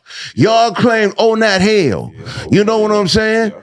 Y'all, I never heard y'all once on any of y'all records, aside from speaking to people outside that don't know those areas, Right. y'all never really claimed that. Well, y'all Swats, all day Swats. Yeah, that's where we was from. We were from Southwest Atlanta. We didn't really say nothing about Decatur because we weren't from Decatur. Right. People from the dungeon that we dealt with was from Decatur. You know what I'm saying? But you're right. We was out in Southwest Atlanta, Swats, Northwest Atlanta, NWATS, East Point, Atlanta. So yeah, you're right. We stayed in our You stayed in your zones. County, Yeah. Sure. So that was my thing, because I was just rubbing my head. It's like, okay, who's claiming that? I know we didn't do that. We didn't do that back in the day. We claimed where we were from. I mean, but to me, nobody was actually saying Atlanta. I don't really think nobody was saying they was from. They That's was my from point. a particular spot. Right. But what if like that spot in Atlanta? Let's see. I'm from East Point, Atlanta. But is it like East Point is Atlanta? you see what I'm saying? But she's saying East Point ain't Atlanta. Well, yeah, she can say that East Point is a county in Atlanta. Right. You feel what I'm saying? Just like Henry is the county in Georgia. Right. But Henry County is not Atlanta, just like Stockbridge is not Atlanta. Right. You feel me? You 30 minutes outside of Atlanta. Of Atlanta. Yeah, but So when you in zone 1, 2, 3, 4, 5, and 6. Now we talking about Atlanta now. So then what East Point at? What East Point? East Point is in Atlanta. It's like East Point right there by Greenbrier. Headland. Headland and Delow. You almost in East Point. You almost in East Point. But once you come over from goddamn Headland, you in Atlanta. But if you keep going down, you're going straight into East Point. Right. Straight to East Point. Right. So you still in Atlanta, right there on the outskirts of Greenbrier, right there in East Point, Atlanta. So yeah, I feel it though. All right. We had to talk about it. I had to bring that up, especially since you here. For sure. And and me knowing the music. For sure. And knowing the person, it's just like we never claimed Atlanta. We never did. We never said we from Atlanta. We said that when we were outside of Atlanta, because they wouldn't know what Swats or Collie Park or On That Hill was. We collectively we from Atlanta. You know what I'm saying? When we got out of town, it was Atlanta all day. Right. It was Atlanta. And we even still we represent the A. You know what I'm saying? Look, the Braves ain't in Atlanta no more. So what we gonna call them now? The Marietta Braves? The Braves must be in Atlanta because the whole Not Atlanta video was shot at the Braves stadium. At the Battery. She had to be in Atlanta. They got to be Atlanta. You ain't nowhere around it. Well, like I say, man, if folk want to get real technical about it, you know what I'm saying? Just like Atlanta Hawks, when Atlanta Hawks at first, they was somewhere else. Right. You feel what I'm saying? Right. So they moved to Atlanta, so now they're Atlanta Hawks. You feel what I'm saying? So, hey, it is what it is. It is what it is. But the Braves moved out there, and that became Atlanta. You ain't gonna be able to change the Atlanta Braves for them boys. Yeah. Well, no, that's not gonna happen. But let me tell you that Amaretta did her thing. She got us talking about it. Yeah, you know what I'm saying? Yeah. We all having discussion about it. Yeah. You know what I'm saying? Yeah. So that was her purpose. I like it with the reg. And you got to give her props, man. She got people talking. Absolutely. So that was the thing about it, to get people talking. whether it's negative or positive. Exactly. You done got people talking about it on Channel 5. Come on, man. Right. I mean, it's on news now. So Right. yeah, so she did it. They did her thing. Man. She did her thing. She did her thing. For sure. Well, let's talk about Khujo Goodie. Let's talk about the original Goodie Mob. You know what I'm saying? Let's talk about the origins. We're going to do the origin story of the Goodie Mob. I feel like people need to know that. You know what I'm saying? Since I'm sitting there talking to you, you know, we can talk about, we could glaze over the Goodie Mob. Like I told you earlier, like I'd rather do that with the four of y'all. But I'm here with Khujo Goodie. So I want to know Khujo Goodie's story and, you know, and post Goodie Mob, which is still going on now. You know what I'm saying? So let's start from the origins. Let me see if I can remember it, man. It was all a dream. It's been a while, man. You know what I mean? I guess I just started from being influenced, man, by the brothers up in New York, man. I mean, I just got to keep it 100, man. Seeing Crush Groove, man, and Beat Street, and breaking and all that, man. Once it got down here to the South, man, we just felt that we can do it. You know what I mean? Right. I can remember being in Southwest Middle School, and I love telling this story. Southwest Middle School, and it seemed like everybody seen the movie at the same damn time, man, because everybody came to school with suede Adidas on, Gazelles, Kangos. So we was bit by the hip hop spirit, you know what I mean? So that was in middle school, man, and had a little group called the Party Crashers. You know what I mean? I was rapping. One of my partners was beatboxing. We had DJs, man. Just the whole thing, just being influenced by hip hop, man. So it really didn't pop off until like I really got into like high school. You know what I mean? High school, since you know, nigga want to play football and do all this. That was my plan from the beginning to do that, but it didn't work that way. You know what I mean? It didn't work that way. Music it was just something about music and something about how the brothers and sisters, man, just put their life down in music, man. I just wondered, man, well, how was they able to do that? You know what I mean? That was just so intriguing to me, man. They was telling stories and they was mentioning places that I was like, man, I would love to go to Compton, man, I would love to go to New York, man, and just go all over the world where y'all just talking about these places, man. Like in Texas, go to PA and Houston, you know what I mean? So the thing was cultural, man, and I just got bit by the hip hop bug, man, and ran into Gip and Ray Murray. We had a group called the Sixth Sense. You know what I mean? We thought that we was on the South, the South Public Enemy. We was influenced by Public Enemy. And, right. You know, I wasn't rapping, and I was like a hype man at the time. You know what I mean? Yeah. And I can remember, man. L.A. Reid's brother, Brian Reid. Yeah. Brian Reid. We all had auditioned for him, man, at this club, man, and like I said, man, well, I was one of the hype men, you know what I mean? I was like, damn, man, I want to goddamn rap, man. Tired of this goddamn dancing and shit. I don't know what the hell, I want to rap, but my voice hadn't developed yet. Right, you know what I'm saying? My voice sounded like a little kid, man, in a big dude body. I didn't know how to do it. It just happened to develop over the time of years, you know what I'm saying? By me just first recording myself and then listening to it. You know how that first time you hearing yourself back, you're like, damn, I sound kind of weird. You know what I mean? But as it developed, man, I just kept working with it, man. And I developed my own style. You know what I mean? Just listening to people from the West Coast, Texas, all over the world doing their thing, man. I just delved into it, man, and just got into my shit and just started developing Khujo Goodie. Right. You know what I mean? So that's where we at now with that. All right. So when did the relationship with Timo come into play? The relationship with Timo came into play. We went to high school together though. So funny story, yeah. So I had made a song called Him, Him, Him. Mm-hmm. You know Him, right? Yeah. And Timo had a song called Ice Cold Tea. And somehow, I guess the songs got circulated around high school, or somebody had told each one of us about each other, man. So, man, we just hooked up and just met with each other, man. And once we just met, man, we just started doing music with my homeboy Ed X over here off of Peter Street. He had a record label. Well, let me back up. I was with my partner Ed X and my homeboy Mike Cofield. they had something called Ghetto Records off of Martin Luther King Drive. So we used to go over there and record in that studio. And then we started moving over here to Peter Street. Yeah. Down here in Castleberry. Yeah, right down this way. So T-Mo and I did that, man, and we came up with the first Goodie Mob song, man, called It's a Goodie Mob thing. But that never came out. That was one of the songs that never hit the airwaves. Right. But we did the first Goodie Mob song. That's what's up. Yeah. That's what's up. And so that led to your eventual introduction to Organized Noise, you know, and where we were all sleeping in the dungeon and, True that. you know, battle rapping in the basement, you know what I'm saying? And sharpening our swords as it be. You know what I'm saying? There are two songs that I want to talk about. The first one being, you know, Cell Therapy. I want to know. Now, CeeLo got the rap verse in the source. He got the rap verse. Rap of the month. But for me, it was all about how that song came on. It was the introduction of the song by Khujo Goodie. You understand what I'm saying?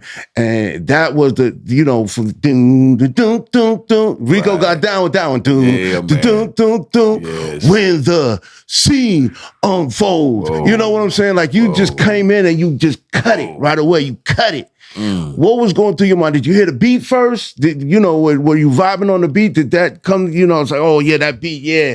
How did all that come together? Man, that verse. I wrote that verse without music. Number one, I wrote that without music. Wow. I was over to a friend of mine's house, you know what I'm saying? And I took my raps with me, so I was just writing some raps and shit. And it started out with like when the scene unfolds. Young girl's 13 years old, so it ain't had nothing to do with no New World Order. Right. This was about some street shit that was going on. You know what I'm saying? Young girls in the strip club doing shit. Right. But old girl put in this VHS tape, man. It was about the New World Order. You know what I mean? And I seen a dude on there, man. He was in a cell, and dude said, "Man, this is my cell therapy, man. Ain't got nothing to do but look out this window, look at this wall."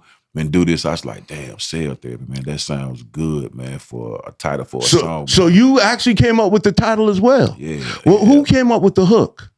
I came up with the hook. Well, the hook was a lumberjack hook.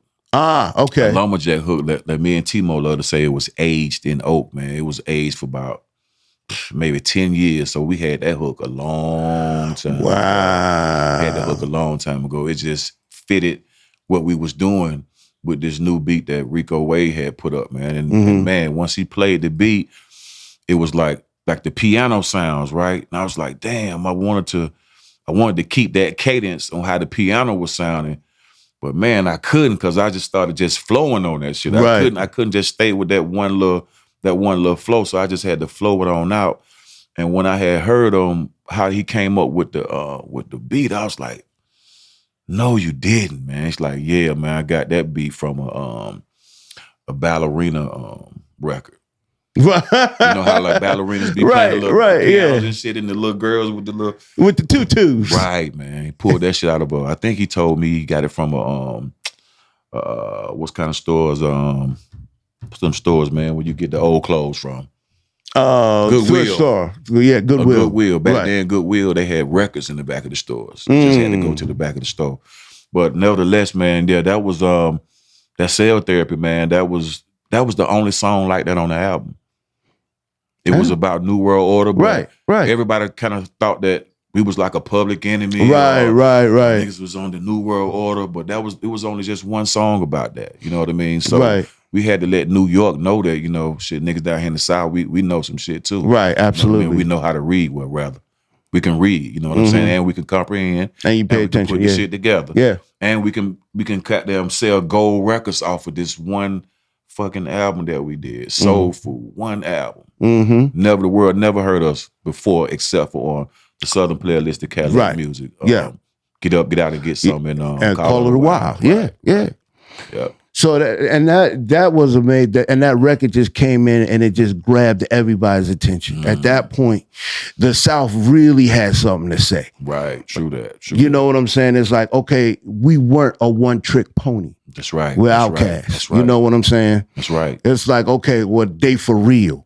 You know what I'm saying? It's for real too, man. No. I said they agree. wouldn't. Yeah. Because I mean, it's just that I don't know if I mean, that was the first time coming out, and they was on a Christmas album with with the Players Ball. You know what I'm saying? So I don't think people took them serious until they dropped the album. Right. You know what I'm saying? I mean, Absolutely. song like Deep on there, man. I'm talking about them boys was so deep with that song. Mm-hmm. That just let people know that, man, there was something else coming after them boys. Man. Right. You know what I mean? Right. Here come Goodie Mob with Soul Food and the first single, Cell Therapy. It's Cell Therapy. But you see can't that even dance off of Cell Nah. But you knew right away that you had to play that record. You know what I'm saying? So that's all I'm saying. Like, you know, people may have tried to write Outkast off as that one-trick pony. Right. You know what I'm saying? And never could have planned a trajectory career that they had. You know what I'm saying? But to follow that up with the Goodie Mob and Cell Therapy being the first single was amazing. No, I gotta take my hats off to Reed, man, L.A. Reed. Right. Just really trusting in organized noise. I mean, I can see Reed now, man, what is this? I can see Rico pitching that whole thing. Hey, man, you gotta fuck with this, man. You gotta do it, man. You got to. You know what I mean? And came out, man, New York couldn't say nothing, man. Mm-hmm. People up top couldn't say nothing about niggas from the South was about booty shake music. Right. It was just all about selling dope or pimping. You couldn't say that no more. You know what I mean? So we set that standard, man. That's what's up. Set that standard.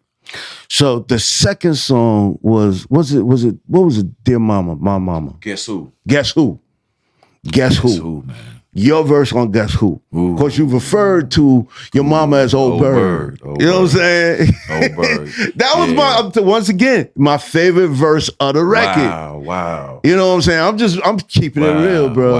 Man, I'm keeping it real. And, you know, I started calling my mom Old Bird. No, I got to give a shout out to my homeboy, CEO. My homeboy CEO I used to hang with, man, way back in the day, man. I think he was from Colorado, man, but he used to roll around in a gold Saab, man. I had never seen a Saab before. You know what I'm saying? Just straight gold. And man, it was just so hard, man. We hung around each other so much, we started looking like each other. You know what I mean? Right. And man, he used to call his moms, man. Yeah, man, you know, I gotta go check on Old Bird, man. My mom's Old Bird. It's like, wow, Old Bird. It's like, okay, Old Bird. Okay, the house is the nest. Okay, I see it. Right. You know what I mean? So that was just me just being observant, man. You know what I'm saying? Just referring to my mom. I never called her Old Bird before. But once we did that song and I started writing that verse, that made me think of when I was with my partner CEO, man, I just called my mom Old Bird because the house that we stayed in, that was like our nest. Right. Our nest. Me and my brother stayed in there, and she nourished us until it was time for us to get up out of there. So I felt that, man. And just for us to have a song called Guess Who at a time, man, where you know what I'm saying, niggas was talking about bitches and hoes, and, you know what I'm saying, not giving it up to nobody. It was just it was good for us, man, to do that. Especially we was on a record label like LaFace, you know what I mean? Yeah, so we had standards, man, you know what I'm saying? There's some things that we wanted to say, but we just didn't say it. You know what I mean? So that's what that was. I got you. So, but I'm glad that Organized Noise coached us into doing a song like that. Man, absolutely. Man, that was when Tupac had his thing out, you know what I'm saying? Dear Mama. You know what I'm saying? Mama, so man, it was just only right, man, for us to do that, man. You know what I'm saying? It was a fitting tribute, man. I always thought and people thought I was crazy, you know what I'm saying? I always said, yo, this is the most gospel rap you ever gonna hear. Oh, they cursing on that, you know what I'm saying? It's not, I'm talking about the words, I'm talking about the vibe, I'm talking about the feeling of the record. Right. You know what I'm saying? Right. I'm saying, you know, you have to listen to the message within the lyrics themselves. And that, man, that was CeeLo too on the hook, man. Yeah. Genius with that, man. Yeah. That song brought tears to our eyes too, man, in that too, man. Just doing that, bro. Yeah. You know what I mean? So shout out to the mothers out there, man. I think we had a whole layout. And was it a Source magazine or a rap page or something like that? But they was asking us about that. They had all our mothers in there too, man. Wow. Wow. That's what's up. Yeah. That's what's up. So you guys had an incredibly phenomenal career with 3 gold albums. Yes, man. With Goodie Mob. What was next for you? Now you got into the accident. Right. You know what I'm saying? That was you had 2000, 2003. Yeah. You know, you had to. Where were you at that? Where was your mind at that point? You know what I'm saying? Was it like, yo, my career is over? You know, I won't say my life is over, but my career is over. I'm not going to be able to do what I've done in the past. Mm-hmm. Where were you at mentally with that? Oh man, I was crushed, man. I was done, man. I was hurt, bro. I was hurt up, man. I was like, man, ain't nobody gonna want to see a one-legged rapper. Right. You know what I mean? And then mentally, I had to get that together. You know what I mean? Just playing the scene over and over again in my head, and just, you know what I'm saying, just pain and everything. So I was just like, man, I'm done, man. I'm good. But that's when I released my first solo album. It was The Man, Not the Dog. You know what I'm saying? So I was definitely going through that then. Right. So yeah, man, but I gotta give it up to my family, man. You know what I'm saying? My mom and my brother, my wife, and my sons, you know what I mean? They had my back. My one of my sons said, Dad, I walk for you, man. I got you. You know what I mean? Yeah. So I had to build back up, man, because that crushed me, man. Yeah. That crushed me, man. Yeah, I believe it would have crushed anybody. Yeah. You know what I'm saying? Like when the DOC had that accident and crushed his larynx. You know what I'm saying? He could never talk again. Shout out to DOC. Right. Absolutely. He came to the crib, man. He actually reached out to me, man. Came to my house, man. I'm like, because he'd been there before. Right. He'd been there before. Yep. You know what I'm saying? Yep. Luda, gotta give it up to Luda and Shaka Zulu. You know what I'm saying? They definitely showed me love, man. And one of my high school friends, man, Glenn Cook, man, definitely, man, was there for me, man. That's what's up. And my Dungeon family member, they was there for me, man. That's what's up. That got me back on my feet, man. I got back motivated. I got back inspired, man. And I just wanted to give my fans some more of my music, man. Just wanted to give them more. Right. So where, you know, and I took notice like not last year, but in 2020, you gave me one of my first interviews. I started my first my first thing, like getting on behind the mic. Quarantine Live was my first show. That's right. And you were one of my first artists that I had on the show. And I was just like, you know, you were putting out indie music, and I wanted to make sure that I played the indie music. I wanted to make sure that I supported, especially my folk. You know what I'm saying? So I appreciate you for doing that, man. And I watch your growth on social media. You know what I'm saying? You know, we gotta pay, because see, we're the older guys. I'm much older than you are. You know what I'm saying? But we're older gentlemen, older statesmen playing a young man's game with the social media situation, but playing it well. Exactly. You know what I'm saying? Yeah. We're playing it well. Yeah. So you know,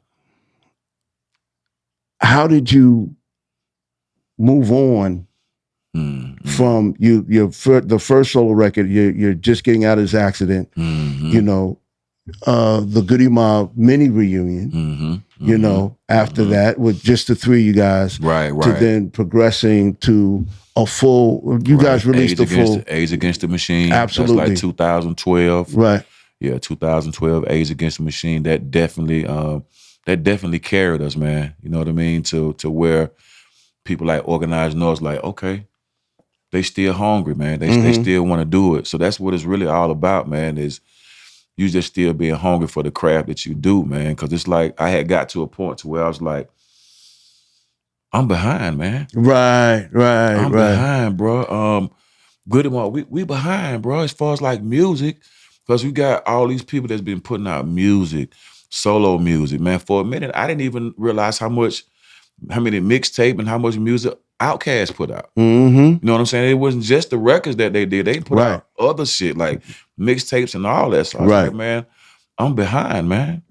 I'm behind. So I got up with some producers, man, and started getting inspired, started getting motivated, man. Started recording myself, learning how to record myself in my own basement. And man, just putting out my thoughts, man. It's just so refreshing to where you can still do that and still do it at the same level that some of these young cats are doing that. Just staying in your lane. That's what I call it. Right. Staying in my lane, sharpening up my tools. You know what I mean? So who was inspired? What artists were inspiring you during this time period? Was there anyone like, young or old? Oh, yeah. Let me tell you.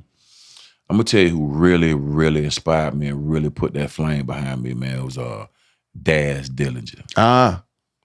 You did a project with Daz, didn't you? Yeah, we did a song. Matter of fact, he executive produced one of my solo albums called the G Mob Godfather. Okay. That was another one of my solo albums. I think I dropped after Mercury or before Mercury. Mm-hmm. But Daz Dillinger, man, is definitely a motivator, man, an inspirator, man. Just go by his crib, man. He used to say, Khujo, fuck it. He's like, fuck him, it's Khujo. that simple. Man. It's like, fuck him, man. It's like, fuck him, man.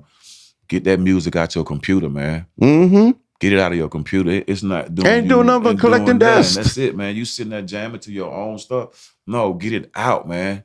Get it out, man. Matter of fact, I recorded one of my first singles over there at his house, man. I called him up. I was like, bro, you feel like recording? He said, man, come on. So that's how it started out with me really getting back on my recording and getting back on doing music, man. I was inspired and motivated by him, man. He inspired me to go, why don't you just go independent? Get you a distributor. Right. Get you a distributor. You can put your music out anytime you want to. Yep. You can put out artists, however many artists you want to. He was on some shit like, I was like, yeah, I dropped a new single, man. It's like, did you drop the clean version? I was like, damn. I was like, okay, I dropped the clean version. Like, did you drop the instrumental? The acapella. So people can do the remixes. Right. So it's like, man, you got to put out the instrumental album, the clean album, the lyric album, all that, man. So, man, he definitely put me back up on everything, man. And we talking about the social media. Right. Jumping back on social media. I was really messing with Twitter for a minute. Mm-hmm. But once Instagram came and I started navigating through that and realizing that this is free promotion, I called one of the DJs. I said, man, what did it take, man, for you to just, post my shit or, crank my record? It's like, Khujo, man, you see that little button right there on Instagram where it say boost?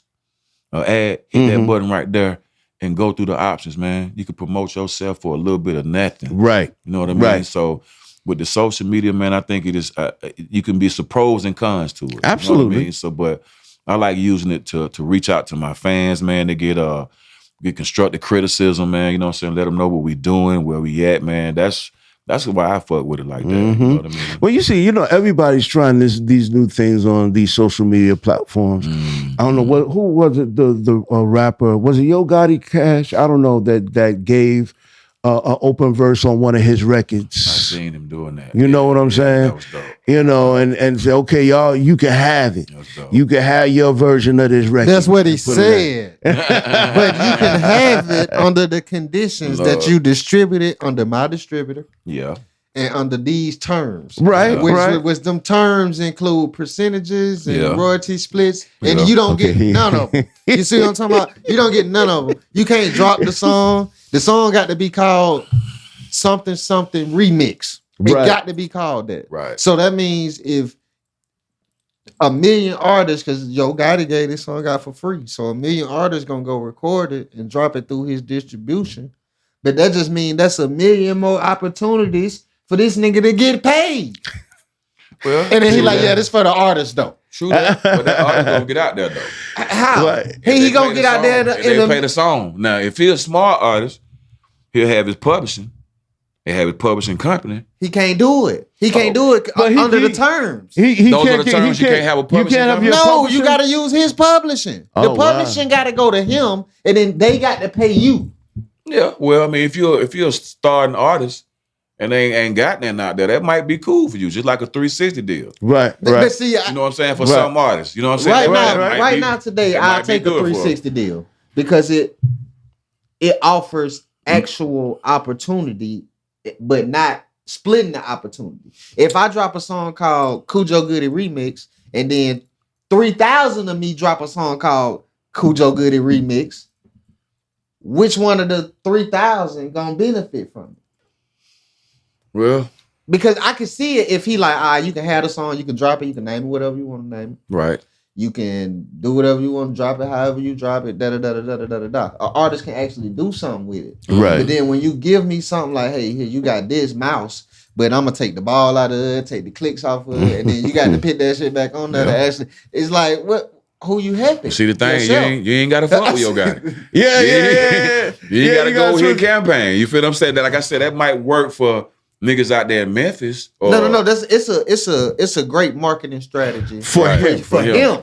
Right. You know then let's call it that. Let's call it a great marketing. I think strategy. Papoose doing the same thing. I think he got people. I think he got a challenge though that people can. It's a challenge. Yeah, it's a challenge, but I don't think it's to the extent of what you saying though. But you like what you said. Thought when I first saw it, I thought the same thing. Like, yeah, but this nigga helping niggas. But then when I went and looked at it, like he's helping himself a little bit more. He read the lines.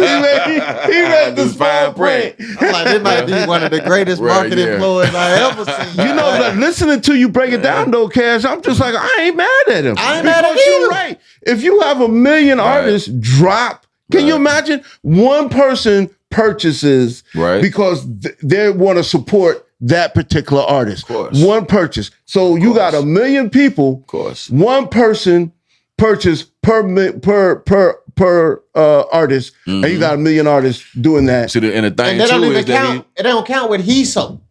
You see what I'm saying? No, it's all new records. They're all new records. Because he's changing the name. Right. No. The name is the same. He's got. You said that they can name it whatever they want. No. They got to name it whatever the song was called. And add remix. Okay. Yeah. Yep, that's exactly what they got to name it. Okay. And then you got to put it out through his distribution. You know what? Hey man, it's like as an artist, like Ian, you can use it because for the artist. It's genius. It's like if you're a big enough artist to get everybody to come get on your remix and then let them drop it under your distribution, right? And then you control all the terms. Yeah, is marketing genius. I didn't as an artist. know all of that. See, there you go. There you go. Yeah. Right. That's almost Master P-ish. You know what I'm saying? Almost Master P-ish. You got complete control. You control the outcome. Right. You know, but like you said, Khujo, any artist is going to want it. Any new artist is going to see that and be like, "Oh wow," because they're not going to read the fine print. Yeah, exactly. This. My producer, my co-host, very super opinionated about everything, but he reads the fine lines. Yeah, I'm going to look. The good thing about LaFace Records, they didn't do us like that. Right. You feel what I'm saying? We still get our bread in the mail. Right. Our songs were published. You know what I'm saying? We had publishing companies and everything. Mm-hmm. Organized Noise, they made sure there wasn't no fuckery going on. Yeah. And that's, I remember, you know, because I remember one time Rico saying in an interview, like, you know, we could have been like some of these bigger production companies. You know what I'm saying? Had we have taken the publishing of the people we put out. But see, we was close friends. So yeah, exactly, and that'd have been crazy. You weren't just trying think to about do that. right now. If that would have went a whole different way, right? We couldn't even goddamn hang around each other like that. Exactly. Won't be no show. Won't be no show. You feel me? No, because y'all all be spewing hate towards organized noise. Right. You ripped us off. Right. You know what I'm saying? Right. So it didn't go down like that. No, it didn't. You know, and it never even crossed our minds to be like. And thank God I was young in the game because had I been as seasoned as I am now, I would be like, yeah, we're taking their publishing. we're getting a percentage of their publishing. But if you look at it, man, all of us was kind of coming up together. Together, yeah, you know exactly. I mean, Atlanta didn't really have a music scene like that. I mean, of course, we had goddamn Ghetto Mafia, we had goddamn Shadi, we had Mojo, we had Kilo. We had Sammy Sam. We had all. But they were all regional. They weren't a scene. But see, they didn't have a major distributor either. No, they were all independent. You know what I'm saying? Yeah. So LaFace came with the major distribution. Right. Got us out there globally. You know what I mean? And it was like, whoa, like. Yeah, but you have to think about it too now. And you even said it yourself. When you were coming up, who were you listening to? You weren't listening to the Sammy Sams and the Shadis and stuff like that. Right. You were listening to New York or LA. That's what they was playing on the radio at the time. Exactly. Down in Atlanta. You're right. You know, and so you couldn't hear that other stuff unless you went to the club. The clubs or a late night mix show. Right. You're right. Correct. You know what I'm saying? Correct. So there was no scene here to speak of. We had Mr. DJ here talking about this. Okay. Not too long ago. And you gotta get the whole dungeon. I'm gonna interview all y'all. All y'all just too close. Y'all too like how we had Mr. DJ. It's just like everybody was just family. Yeah. You feel me? That's what it was. Look, we all I need everybody. Literally, we all lived in under the same roof with Rico Mama and his two sisters. That's right, bro. Yeah, I wanted to be there. I wanted to be there, boy, and I wanted to be at home, bro. Yeah, you know what I mean? A lot of people say that, man. I'm talking about sleeping bags. I'm talking about shit was like resident camp. That shit was cool, man. That shit. It really, dude. cool. We didn't have nothing to our names, man, cool. But each other. Yep. But we enjoyed it. We enjoyed it. We had that little TV in the corner, y'all playing Madden and all of that on that thing. TV and in the corner, man. That's right. We were watching the Chronic videos and stuff like that. We were just waiting for our opportunity. That's right. You know what I'm saying? I told somebody one time, like, my favorite game was couch dive, looking for loose change. Because you fall asleep on the couch. Your chain fall out. I be couch diving. Yo, let me get that. You know what I'm saying? Go up the street and get a spaghetti special from that little corner store. Yeah, you know what I'm saying? We ate together, man. We did everything together. We were in the studio recording together. We did everything together. We were a real family. It was a family, bro. That's a family, bro. You know, so and that story needs to be told. We did The Art of Organized Noise, a documentary, but that story needs to be told, man. You know, like I'm watching the Wu-Tang Clan. They did the documentary, but they also have their TV show. You know, and I'm really interested on how I'll watch it. You know what I'm saying? Mob coming real soon. Let's go. We're coming with it real soon, man. Hopefully, man, we got something in the works just to facilitate that. You know what I mean, just to facilitate that. So we coming with that hopefully this year. All right, that's what's up. Yeah. All right. So what's in the future for my man Khujo Goodie? What are you working on now? What are you working on? Are you planning on doing anything? Are you venturing into films? Are you laughing? I mean, did I touch a nerve? No, I mean, you know what? I would like to do that, man, but I'm not pursuing that. I'm not trying to get in there and be like, oh, let me get my lines, or let me get a coach. I'm not ready for that right I got now. you. You feel what I'm saying? Yes, sir. Because I don't think I've mastered the music part yet. Right. You know what I mean? I don't think I'm there yet, man. So last year, I dropped Echoes of a Legend, a solo album, Echoes of a Legend. This year, I dropped The K-Files. Okay. So in April, I want to drop another EP. Right. Okay. You know what I mean? So that's where I'm at with it right now, man. Just really building up my discography, man. You know what I mean? Because I got 4 boys. You know what I mean? And I'm leaving this now in my mind. Now, this is inheritance now. Right. This is inheritance now. So now I'm going like tomorrow ain't promised. That's how I was operating for the last 2 years. Right. You know what I mean? Just like tomorrow ain't promised. You got to get up and do it. Tomorrow ain't promised. So that's where I'm at with it right now, man. Just really dotting my I's and crossing my T's on the music. And then during the pandemic, my clothing line started bunking. You know what I mean? People that really, you know what I'm saying, fuck with Khujo Goodie, they didn't even want to wear the clothes. You know what I'm saying? Just want to support. You know what I mean? So man, I got my wife and my 4 boys, man. We got in there, man. We hunkered down. We started putting out items, man. Khujo Goodie merchandise. It's FFD merch on Instagram, and so I threw my hat into that, man. And maybe, you know what I'm saying, if the movie stuff come, I do that. But right now, I'm just doing what I can do the best right now. Right. No, I feel you. You know what I mean? Absolutely. And shit, I ain't got to pretend. I ain't got to do extra. I got to do is just be Khujo Goodie, man. Absolutely. Be who my fans want me to be. You know what I mean? Bringing them new music, man. You know what I'm saying? And good material, good content. And let's just keep it moving, man. You know what I'm saying? This is rap and roll.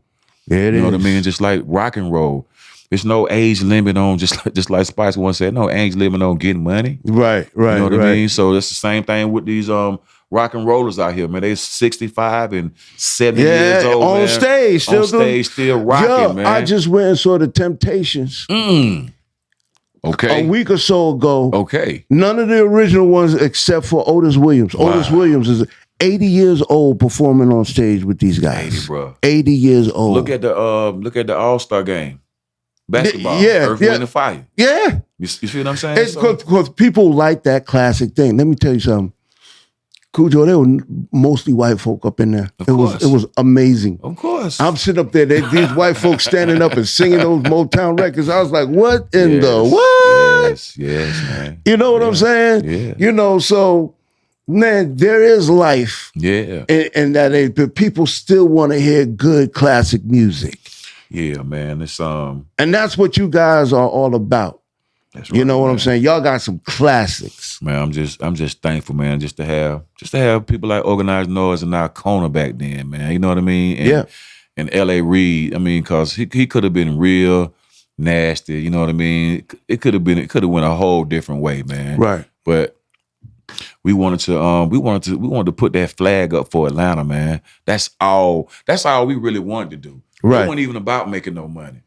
It was about representing for Atlanta, man. When we went up to New York, man, to for that Source Award, man, it was about representing, man. Yeah. It wasn't about no money, man. It was just about representing, man. And we see the fruits of our labor, man. Absolutely. Fruits of our labor. And it's something you could be proud of. Yeah, man. It's great, man. Earth Gang, you know what I'm saying? Yeah. Jid, you know what I mean? Them brothers have been all spitting. paying attention. Yes. They went to school and studied y'all. Man, they taking that baton, man. Yeah. For sure. So you guys are touring now. What dates do you guys have coming up? Well, we're gonna do March 3rd. We're gonna be at in New York at Sony Hall in New York. Mm-hmm. Then on the 6th we will be in Birmingham, and on the 10th I think we'll be in Charlotte, South Carolina. Okay, Charlotte, South Carolina. Is that right? Yeah, we'll be in South Carolina, and then we're going to LA on the 25th. Then we'll be in Oakland, and we'll be in Seattle. Okay. Yep. So all right. We on, man. We just putting that soul food back out again, man. That's what's up. Yep. That's what's up. So how can people get in contact with you? For sure, So, for sure, you know, man. there might be some folks up there say, I need a Khujo Goodie feature, man. That's what's up, man. You know what I'm saying? I'm on Instagram, man. IG. I'm at KHUJO GOODIE. Y'all can holler at me on YouTube, man. Just look me up on YouTube, man. Y'all can check out all my videos on YouTube. All my times, some of my times with the Goodie Mob out on the road, man. Mm-hmm. You can just hit that link in my bio on Instagram. It's gonna open up to a whole bunch of stuff, man. So yeah, check me out. That's what's up. That's what's up, man. Khujo, I really appreciate you coming up here, spending the time with us, giving us these golden nuggets. Oh man, anytime, you know what I'm saying? Anytime. You know, folks love to hear these stories on you know, how certain things came to be. Yeah. And I think that you have some great stories, man. And I really appreciate you. Myself, I can speak for my boy Cashjunky. Yes, sir. Because he's a goodie. He's a goodie. He's a goodie. Gotta know it. Mob They don't junkie. dance no more. You feel me? Man, when we came out with that song, that down Dance No More, they banned that shit in the club. They ain't banned that bitch in Alabama, and tie the club up. Really? They banned the motherfuckers at the same time, boy. Same time. Man, hey, Alabama where I'm from. Yeah. I know they they don't turn dance up. no more. That's the one, boy. So you know he already knew. I told you I need to have a round table, and I need you to get everybody in the dungeon, big round table. Just let me talk to everybody. Let me ask everybody questions so them boys can start thinking, reminiscing. You know? So that's and then you in it. We gotta talk about the monkey too. He's never gonna. DJ done talked about my pet monkey. He's never gonna let that go now. You got a pet monkey? I had a pet monkey when I was when I moved out of the dungeon when Cass was making money. Yeah. I went out and bought a monkey. How much was it? 3,000. Wow. Yeah. See, my dog DJ let me know Ian was rich for everybody. Hey man, I had to have somebody teach you how to do it though. You know what I'm saying? For real, somebody teach you how to do it, man. So man, You know. big up to you, Ian, man, for man, just you know what I'm saying, just stand down with the family, man. Oh, for Seeing sure. something that other people didn't see at the time. You Yeah. know what I mean? So man, you know, it takes a brother with patience, man, and a lot of brain skill, man, just to sit down and do that, bro. I appreciate that, man. Thank you. Yo, it was my pleasure. It was my honor. You know what I'm saying? To be known as Dungeon Family First Generation, man. That's Yes, a sir. badge of honor. Yes, Believe sir. that. Yes. Yeah. Believe that. Yeah. All right, so we're gonna wrap it up, man. We're gonna let you go and do what you need to do on this day. Yeah. Me and Cash about to take off. Hey, if you're looking to do some things, consult with me directly. Please look up my website, www.ianfburke.com. Right. All right, learn about me, the things that I do, and what I could possibly do for you. All right. Or you could go to my Instagram, Ian F. Burke, and click on that link in my bio and get some free time on the phone with me. That's right. You know, so let's do it. Cash, what you got to say? I'm good, man. You know what I'm saying? I think we had a good episode. I checked some good credits. We definitely got to. We definitely. Khujo's credits has been checked. Yep. You understand what I'm saying? He is certified, validified, and Atlantified. Yes. Despite what people say about that's not Atlanta. This is Atlanta. Yo, for real, we're about to clock out, man. Please make sure you join us every Thursday at 8:00. We going live on our YouTube page, on our Facebook page, and on Instagram Live. And then you can follow us later on all streaming platforms will be for later viewing. All right. So my man, Cashjunky is taking care of all that for us. Yes, so we'll see you next time. Well, we're going to have another guest up in here. We're going to check some credits. Yeah. You know, I don't know, man. Junkie, I think it's time for us to bring in a musician or something. I got somebody in mind. But is he gonna bring the instrument? He gonna have to. Because if you tell me you tell me he produce something, I'm gonna be like, play it. It's a she. I'm gonna be like, play it, ma'am. It's a she. And this person here writes, sings background vocals, plays all the instruments, bass is her main instrument, produces. She does it all. She like Prince. Yeah. She's matter of fact, yeah. Yeah, okay. I'm not gonna blow it. Okay. I know Khujo know who I'm talking about. Okay. You know who I'm talking about. I might do. Yeah. All right, but I'm working on getting her on our next show. And I'm gonna have her bring her instruments so she can play some familiar joints for you. That's right. All right. So y'all tune in for us next week, man. Thank y'all for tuning in right now. And we are out. Yeah. Peace.